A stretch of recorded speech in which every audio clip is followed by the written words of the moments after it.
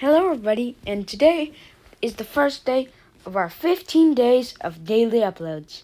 Don't worry, they get way crazier as we go on further and further towards Christmas. Right now, we're going to be checking out the Christmas update. Update here. It is snowing outside. Shh. It is snowing up. Yep, it is. It is snowing inside the airport terminal. That's a little weird. So yeah, I have missed a few updates, so let's go check on what we have missed. Oh, we should probably... Let's pick a bigger airport. We got so much stuff to cover. Alright, we're not going to cover all of it. We're just going to cover the major stuff that happened in the last few updates. But yeah. Basically, we got the Boeing 707. We also now have access to a bunch of vintage deliveries, like Owantis. This. I don't know what locked plane is. Okay. Hey. But then there's also the new. We go here. Oh my gosh, it's failures.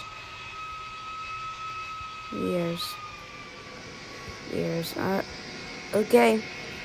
It's failures. We're gonna try something.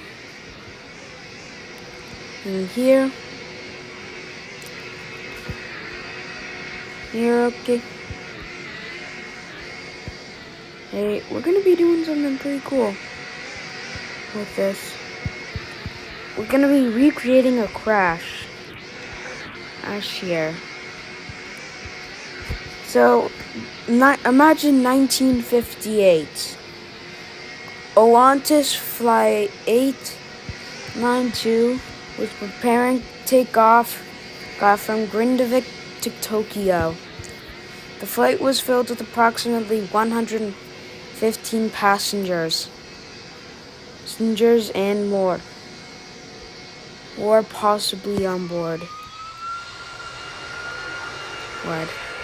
As the plane took off the runway in a rush, as it was already about 2 hours late.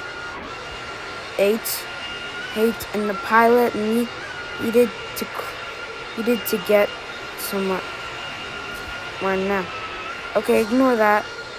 The plane took off from Grindavik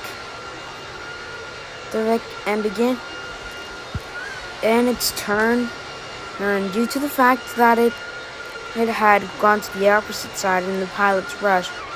It had made the decision to turn around, and due to the fact that Orenji was not close to there, and the pilot was now on a direct path for Orenji. However, due to that turn, and the stability of the plane sensors was severely offset, which caused some minor turbulence with the snow on top. Yeah, ignore that, guys. We'll pop up once or twice. Nice. The plane began to shake more and more violently by the second.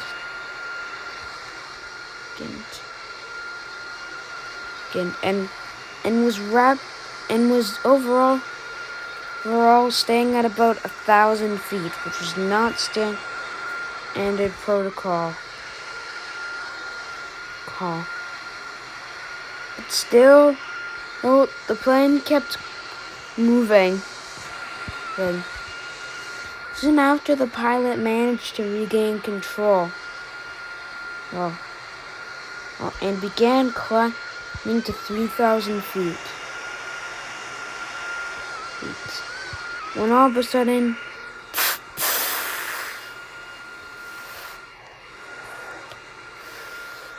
you heard a clanking noise. Or, wait, hold on. All of a sudden, you heard a clanking noise. Wait, hold on. All of a sudden, you heard a clanking noise. Oh, and little did he know, the left and nose landing gear had failed. That he did not know this. The plane sped down to 50 miles per hour. All of a sudden, an alarm went off in the cockpit. The nose gear had failed.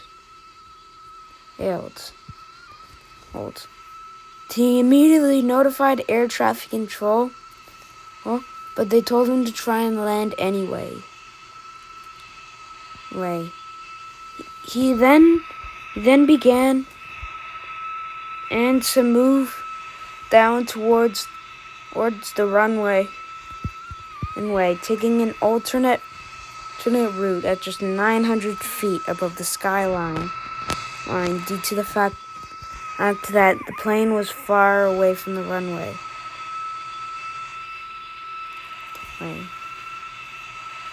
The plane then began to start turning towards the runway.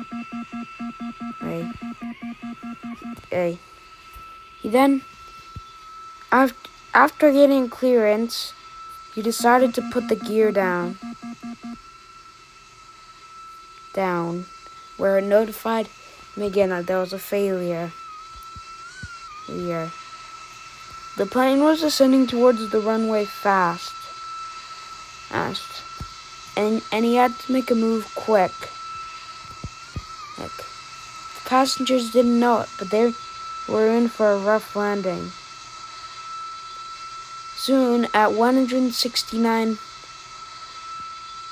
knots, 10. The nose scraped against the ground. And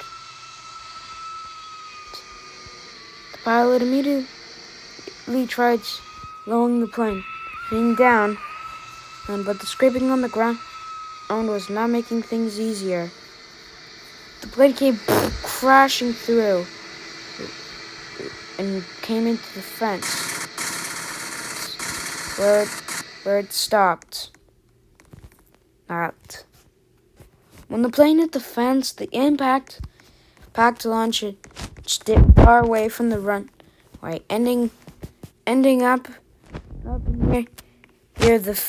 near the other fenceway. The passengers had no idea why the plane was here, but they didn't know that something had went wrong. All right. You know what? That was pretty fun. Did you like it? Did you guys all like that? Okay, here's one about really bad descent. Perth International,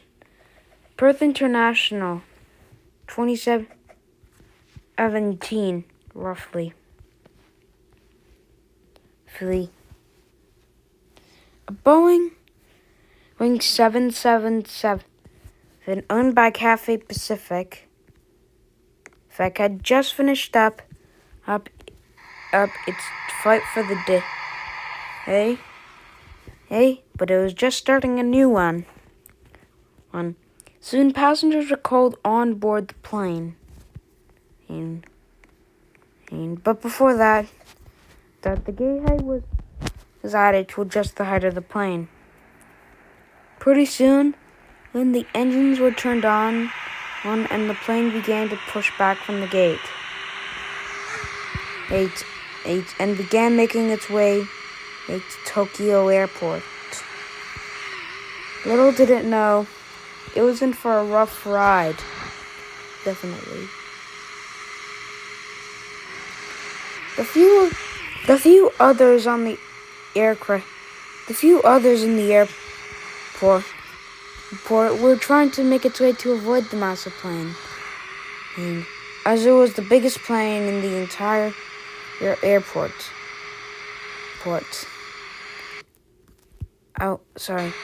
As the plane was moving, it encountered a problem.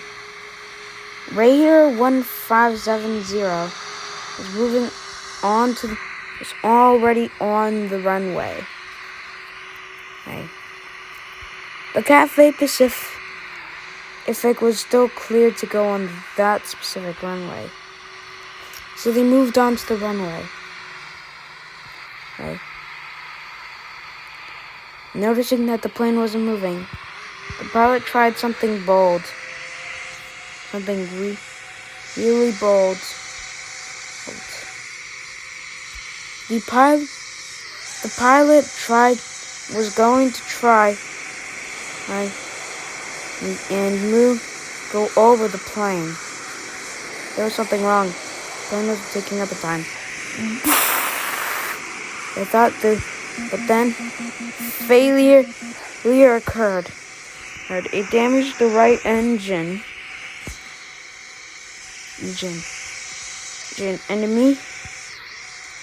immediately things did not go well.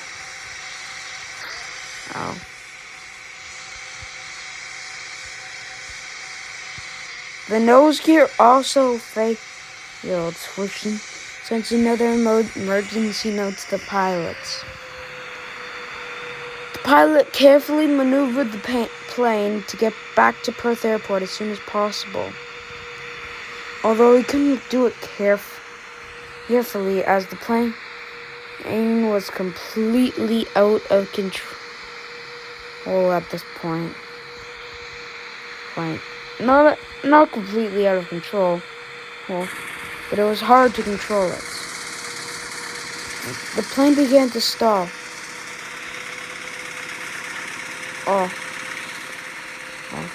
It was really out of control.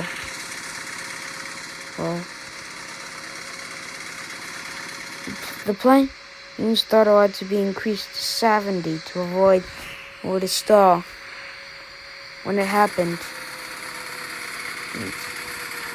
the plane began making its way for landing.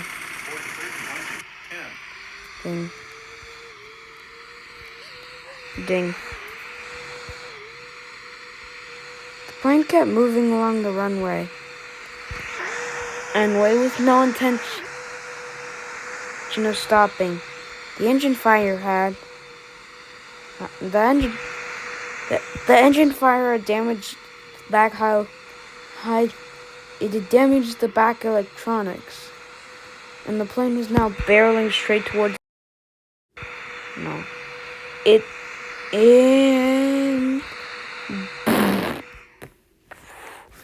The plane hit the airport terminal.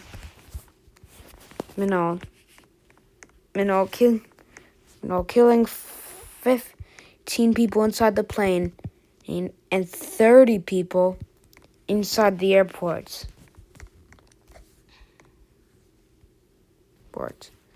Then a few seconds later, a Follow Me truck, which was speeding, also crashed into the plane, suffering heavy injuries.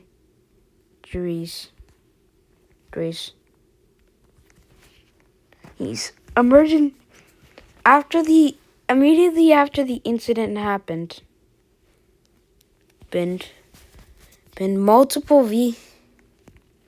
vehicles came, but there were no fire trucks at the moment. So overall, the plane crashed.